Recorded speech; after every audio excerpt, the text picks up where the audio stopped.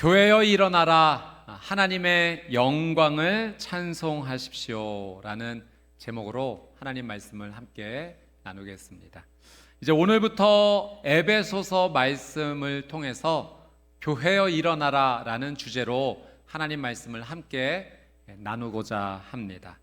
하나님께서 이 에베소서 말씀을 통해서 우리 평촌교회가 영적으로 어떤 방향으로 나아갈지에 대해서 말씀해 주실 것입니다. 그 하나님의 가르침과 말씀하심에 우리 기대함을 가지고 하나님 앞에 나가게 되기를 주님의 이름으로 축복합니다. 에베소서 말씀의 배경을 제가 잠깐 설명해 드리도록 하겠습니다. 이 에베소서는 이제 빌립보서, 또 골로새서, 빌레몬서와 함께 옥중서신입니다. 바울이 로마의 감옥에 1차로 투옥되었을 때, 가택연금이죠. 자유하지 못한 그 상황 가운데 서신서를 썼는데 그 가운데 하나가 바로 이 에베소서입니다. 자유하지 못한 가운데 이 편지를 보내게 되었지만 이 에베소서 말씀을 읽어보면 바울이 지금 감옥 안에 있구나, 지금 힘든 상황이구나, 그런 부분을 전혀 느끼지 못할 만큼 지금 이 말씀, 이 에베소서 안에는 바울이 하나님 앞에 누리는 그 감격, 그 소망이 가득한 것을 느끼게 됩니다. 우리가 매주 에베소서 말씀을 통해 하나님 앞에 나아갈 때 바울이 느꼈던 이 감격, 소망이 저와 여러분의 감격과 소망이 되기를 주님의 이름으로 축복합니다. 바울이 3차 전도 여행 때 이 에베소 지역에 한 3년 정도 머무면서 복음을 전하고 교회를 세우고 사역을 감당했습니다. 이 에베소 지역의 교회를 이제 세우게 되고 그 주변 지역에 복음이 전파되고 또 교회들이 세워지기 시작합니다. 이제 바울은 그 지역에 있는 여러 교회들에게 이제 복음을 받아들이고 세워진 그 교회들 가운데 그들을 영적으로 잘 양육하고 또 일으켜 주고자 그들에게 편지를 써서 보내게 되었던 거죠. 그래서 이 에베소 지역의 교회들이 회람하면서 그 편지를 읽게 하였습니다. 바로 그것이 우리가 읽은 이 에베소서입니다. 이 에베소 지역에 세워진 교회는요, 유대인들만 있었던 것은 아니고 이제 그 지역의 이방인들, 이제 막 예수님에 대한 복음을 듣고 그것을 믿기 시작한 이방인 성도님들이 그 교회 안에 참 많이 있었습니다. 바울은 그 이방인 성도님들에게 이 구원의 놀란 은혜, 복음의 진리에 대해서 잘 설명을 하고 이제 예수님을 믿는 사람으로서, 복음의 사람으로, 믿음의 사람으로서 그 믿음의 삶을 어떻게 실천해야 될지까지 이 에베소서에 자세히 기록하였죠.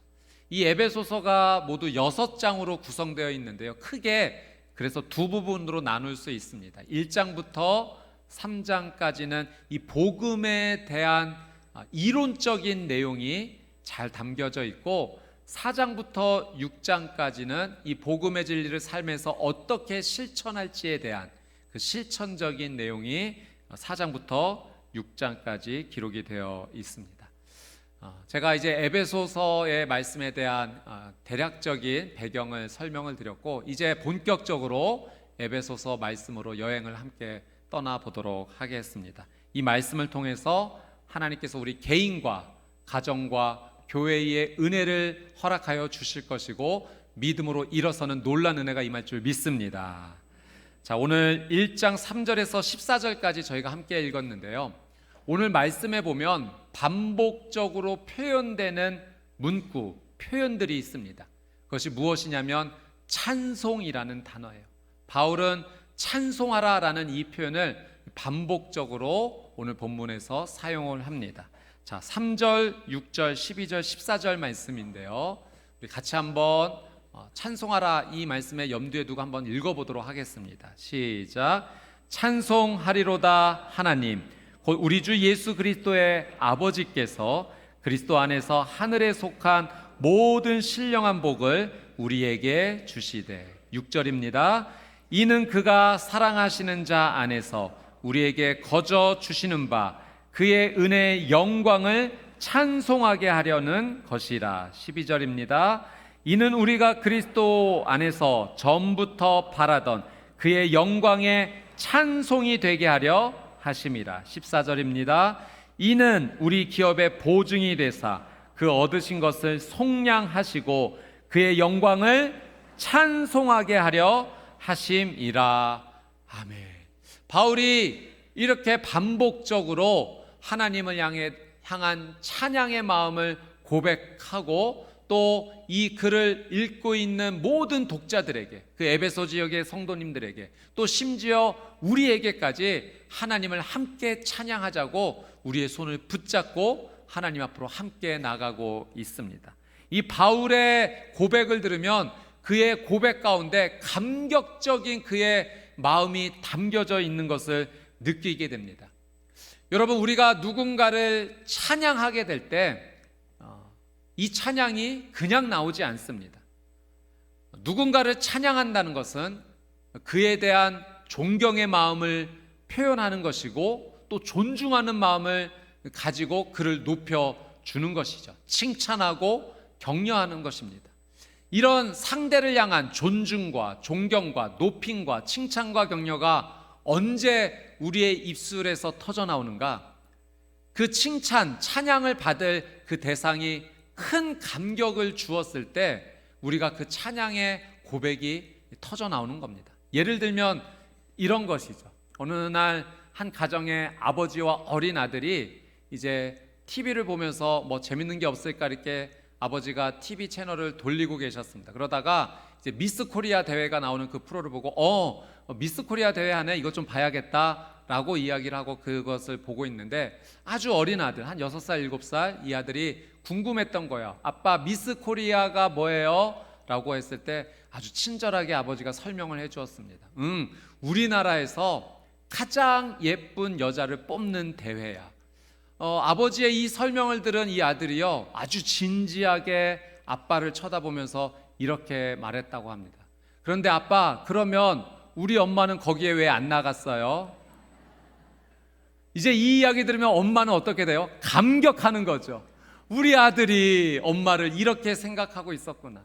감격하니 이 아들을 향해서 칭찬하는 겁니다. 격려하는 겁니다. 너는 어쩜 말을 그렇게 이쁘게 하니? 엄마가 그렇게 이뻐? 그렇게 생각해? 하면서 칭찬하고 격려하는 거예요.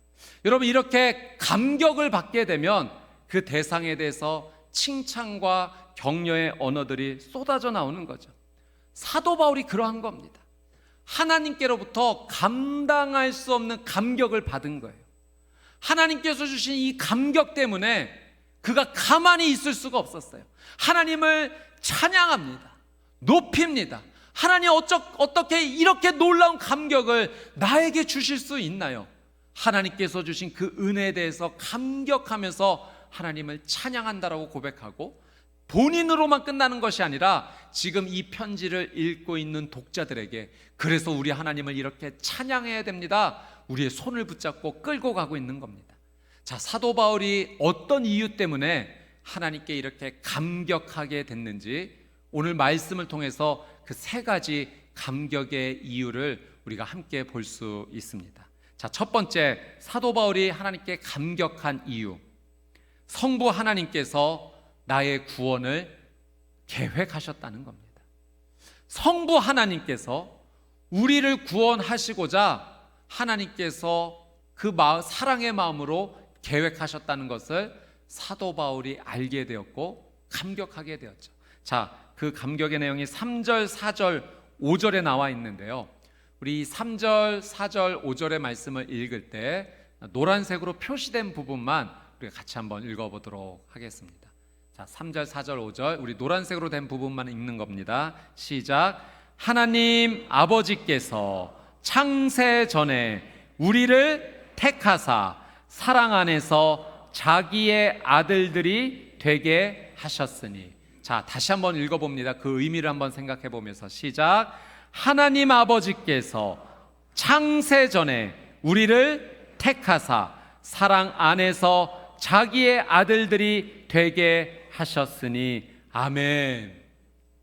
여러분, 우리가 예수님에 대한 이야기를 듣게 되고 복음을 듣게 되고 그래서 예수님을 믿게 되고 오늘 이 자리에 교회에 함께 모여서 하나님을 찬양하고 예배하게 된 이 일이요, 어떻게 우연히 일어난 일이 아니라는 겁니다. 우리가 예수님에 대한 복음을 듣고 믿음이 생겨서 하나님을 믿게 되고 이렇게 예배하는 자로 구원받은 인생으로 하나님 앞에 나아갈 수 있었던 것은 성부 하나님께서 우리에게 베풀어 주신 그 놀라운 사랑 때문이라는 거예요. 근데 바울이 그 사랑을 설명할 때 어떻게 설명하냐면, 창세 전에 이 땅이 조성되기 그 전부터 하나님께서는 나를 생각하셨고 나를 사랑하셔서 나를 구원하여 주실 것을 준비하셨다는 거예요. 그래서 그 하나님의 놀라운 사랑 안에서 하나님의 자녀 삼아 주시고자 하나님께서 우리의 구원을 계획하셨다, 예정하셨다.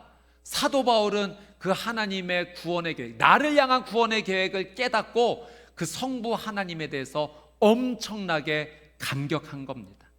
여러분은 우연히 이 자리에 있으신 것이 아니라 우리 하나님 아버지께서, 온 우주를 창조하신 하나님 아버지께서, 온 우주를 다스리시는 왕 중의 왕이신 하나님께서 선택하여 이 자리에 나오셨는 줄 믿습니다. 그 하나님께서 이 땅이 조성되기 전에 여러분을 아셨고, 그래서 하나님의 자녀로 부르신 겁니다. 하나님의 놀라운 사랑 때문에 우리가 이 자리에 있는 줄 믿습니다.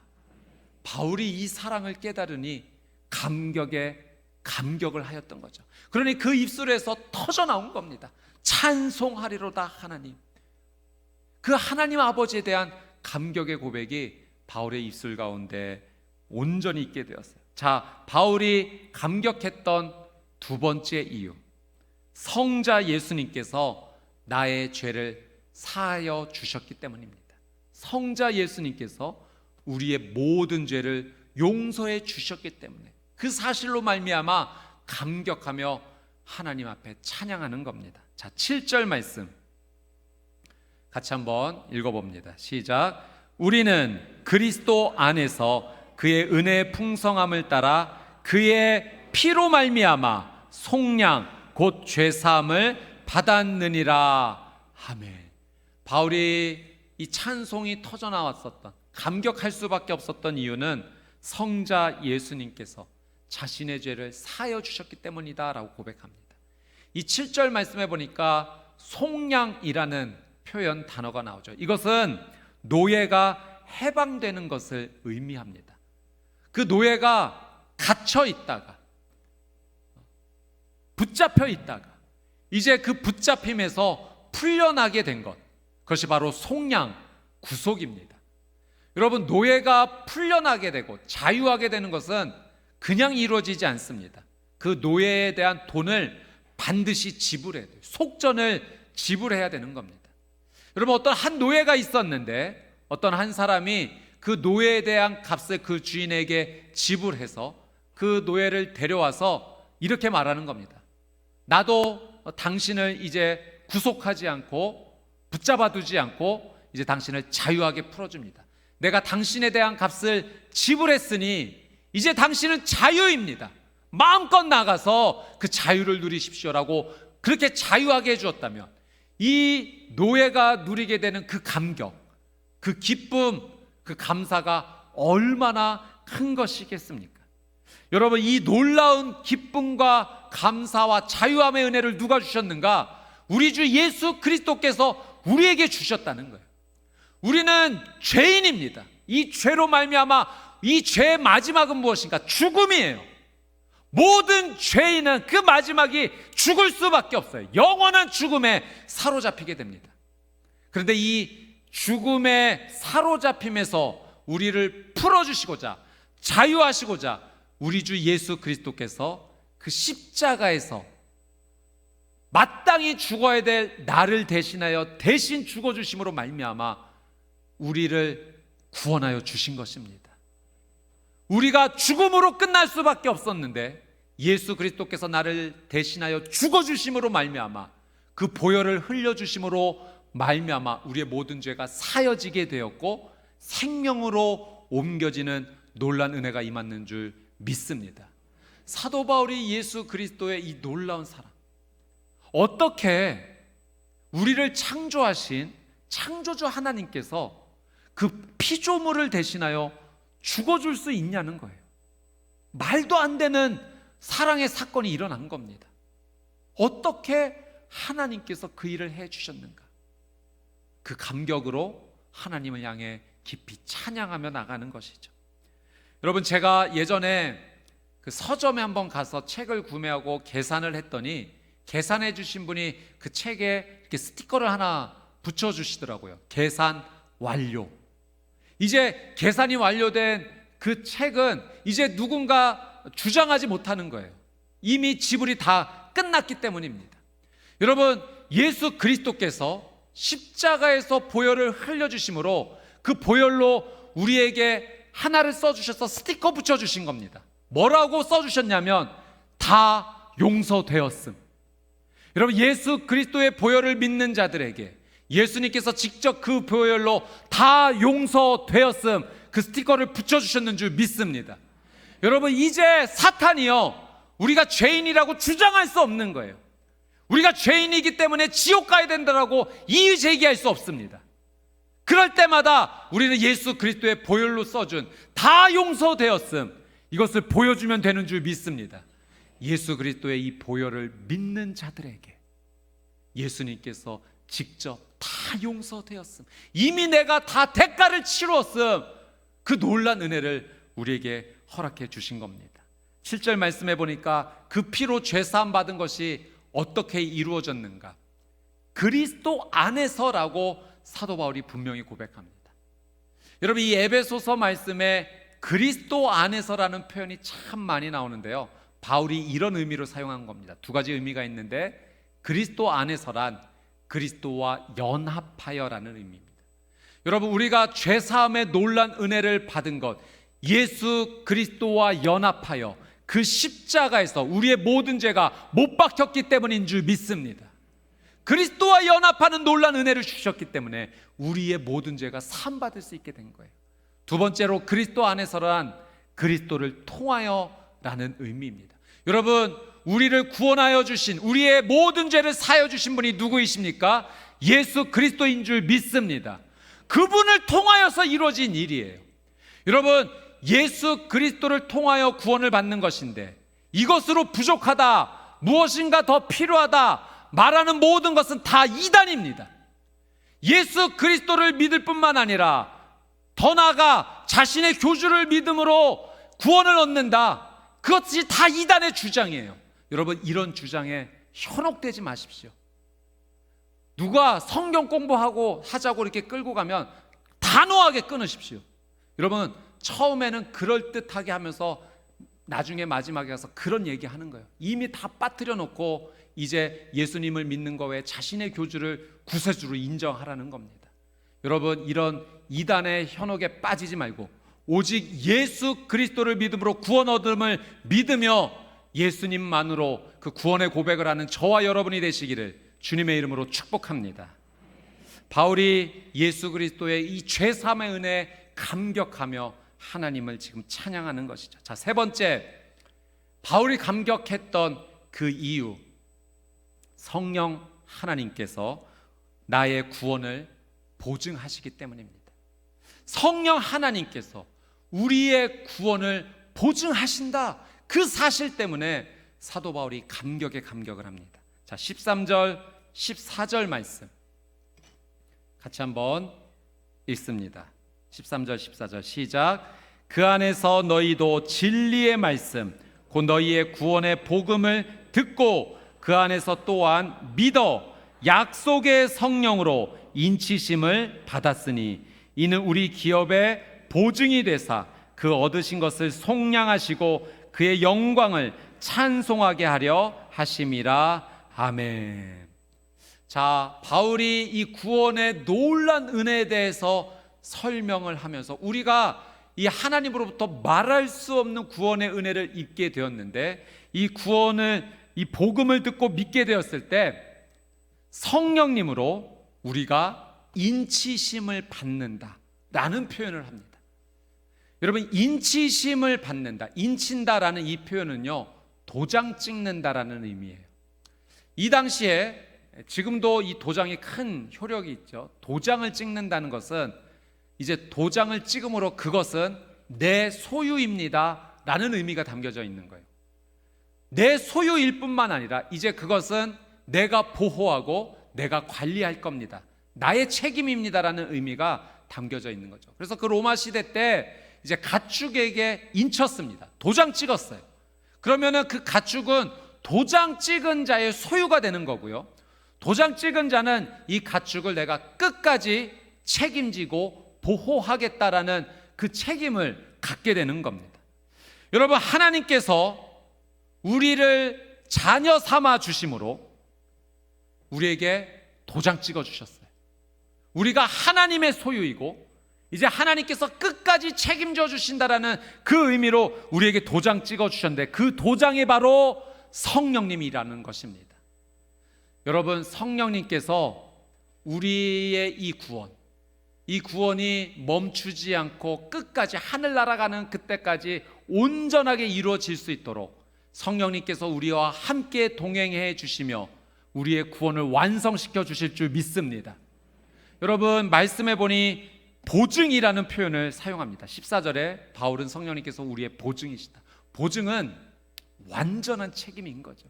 그래서 성령님께서 우리를 끝까지 책임져 주시고 이 구원에서 탈락되지 않으도록 손잡아 주시고 말할 수 없는 탄식으로 우리를 위하여 기도해 주시며 그 구원의 놀라운 은혜에 이르기까지 도와주신다는 겁니다.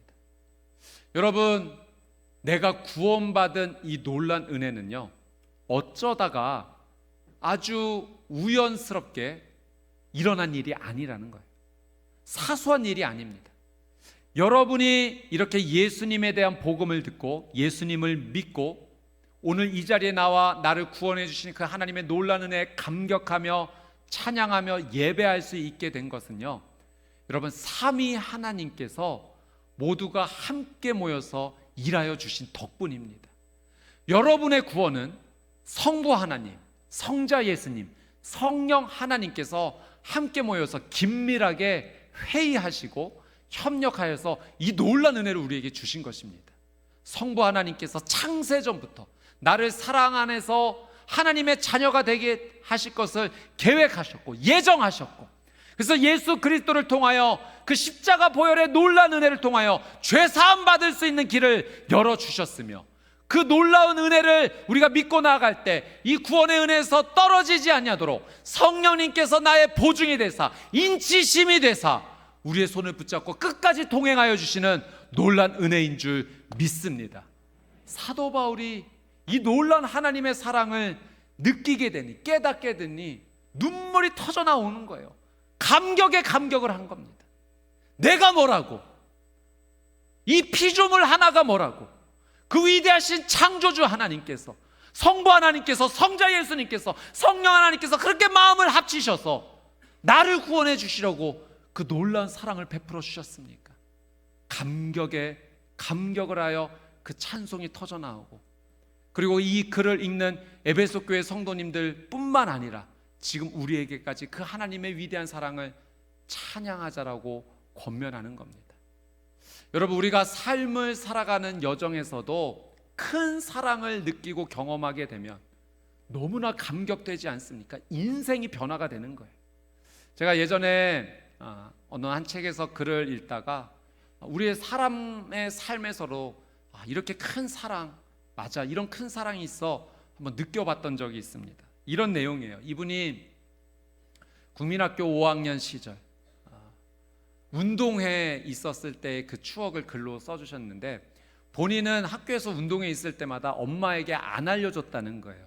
왜냐하면 자기가 6살 때 엄마가 교통사고 당하셔서 이 정강이 뼈를 잘라내는 큰 수술 받으셔서 좀 절뚝거리며 다니셨다는 겁니다. 그래서 엄마가 운동회 학교 오면 친구들이 그 모습 보고 놀릴까 봐 그게 두려워서 운동회가 있을 때마다 안 알리고 뭐 점심시간 되면 밖에 나가서 뭐 좀 사 먹고 그랬답니다. 그런데 5학년 운동회 날 엄마가 어떻게 알고 학교에 찾아온 거예요.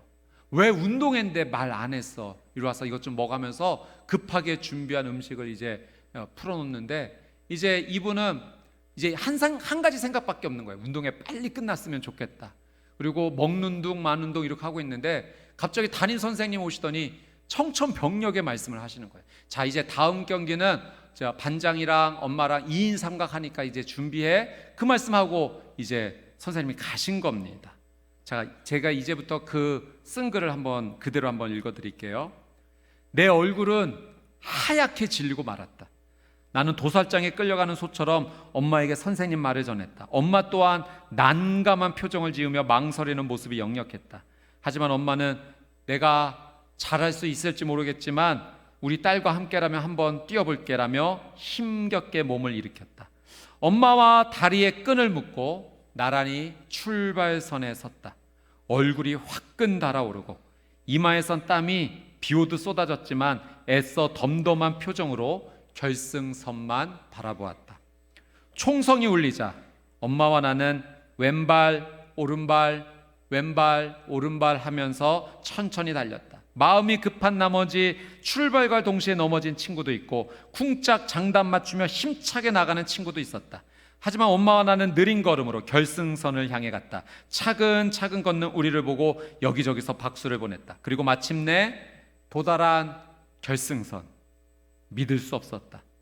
9팀 중에 3등이었다. 나도 모르게 눈물이 흘렀다. 다리가 불편한데도 힘든 내색 없이 달려준 엄마가 그렇게 고마울 수 없었다. 엄마는 내 눈물을 닦아주면서 다리만 불편하지 않았다면 우리가 분명 1등 했을 텐데 조금 아깝다, 그치? 라고 말해주었다. 그날 깨달았다. 신체적인 장애는 결코 자식 사랑을 이길 수 없다는 것을. 그리고 엄마가 나 때문에 다친 사실을 알았을 때는 내 나이 32, 무심하게도 하늘이 엄마를 데려간 뒤였다. 나를 구하기 위해 한쪽 다리를 잃었는데도 행여 내가 아파할까봐 지인 모두에게 비밀로 해달라고 부탁한 엄마. 그 큰 사랑 앞에 뜨거운 눈물이 흘러내리는 오늘 하늘에 있는 엄마가 몹시 그립다. 여러분, 대단한 사랑입니다. 그 자녀를 향한 부모님의 사랑, 엄마의 사랑을 어떻게 멈출 수가 있겠습니까? 자녀를 구할 수 있다? 한쪽 다리가 아니라도 두 다리 다 내어줄 수 있는 게 부모의 사랑, 또 엄마의 사랑 아니겠습니까? 정말 너무나 감격스러운 사랑이에요. 그런데 여러분, 사도 바울이 하나님께 지금 느끼는 이 사랑은 우리가 부모님에게서 받을 수 있는 이 사랑과는 비교될 수 없는 엄청난 사랑이라는 거예요. 어떻게? 창조주이신 하나님께서 피조물인 나 하나를 구원하시고자 죄인인 나를 대신하여 그 십자가에서 대신 죽을 수 있냐는 거예요. 어떻게 피조물인 나를 살리시려고, 자녀 삼아 주시려고 죽어도 할 말 없는 이 더러운 죄인을 위해서 성부 하나님께서 창세전부터 나를 그토록 사랑하셔서 구원하실 것을 계획하실 수 있냐는 거예요. 어떻게 성령 하나님께서 내가 이 구원으로부터 떨어질까봐 나의 보증이 되시기 위해서 도장을 찍어주시면서 내 손을 붙잡고 한 걸음 한 걸음 걸어주시면서 나를 사랑해 주시고 도와주실 수 있냐는 거예요. 말할 수 없는 하나님의 이 사랑 앞에, 도저히 이해할 수 없는 이 사랑 앞에 사도 바울이 감격하고 감격하면서 찬송하리로다 하나님, 그 하나님을 향한 찬양의 고백이 터져 나오는 것이죠. 여러분, 이 사랑이 바로 여러분을 향한 하나님의 놀라운 사랑인 줄 믿습니다. 이 세상에서 경험할 수 있는 그 어떤 사랑보다도 비교할 수 없는 그 위대한 사랑이에요. 여러분, 그러니 우리는 이 하나님의 사랑 앞에 어떻게 해야 되겠습니까? 감격하며 하나님을 찬양하고 예배하는 것이 우리의 마땅한 도리인 줄 믿습니다. 여러분, 우리 평촌교회는 이런 교회 될 거예요. 이제부터 일평생 동안 이런 교회 될 겁니다. 하나님께서 베풀어 주신 이 놀라운 사랑에 날마다 감격하며 모여서 하나님께 예배 드릴 수 있는 기회만 있다면 그 예배 자리에서 감격하며 하나님을 찬양하는 교회가 될 줄 믿습니다. 누군가 우리에게, 여러분에게 도대체 평촌교회는 어떤 교회예요? 라고 물으신다면 여러분 그렇게 대답해 주십시오. 우리 평촌교회는 하나님께서 베풀어 주신 그 놀라운 사랑에 감격하여 그 놀라운 은혜에 감동하면서 하나님을 뜨겁게 찬양하고 예배하는 교회입니다. 여러분, 이렇게 말하시고 이렇게 삶의 행동을 하나님께 믿음으로 올려드리는 하나님을 예배하는 예배자, 찬양하는 찬양자 되시기를 주님의 이름으로 축복합니다. 여러분, 우리 모일 때마다 정말 온 마음과 힘을 다해서 우리 하나님을 찬양합시다. 그것이 하나님께서 우리 교회에게 주시는 하나님의 뜻이에요. 오늘 이 에베소서 말씀을 시작하면서 교회여 일어나라 우리에게 말씀해 주시면서 하나님의 영광을 찬양하는, 하나님의 그 놀라운 사랑을 찬양하는 교회가 되라고 우리에게 따뜻하게 권면해 주십니다. 하나님 주신 이 말씀을 믿음으로 붙잡고 그대로 순종하는 우리 평촌교회 모든 성도님들 되시기를 주님의 이름으로 축복합니다.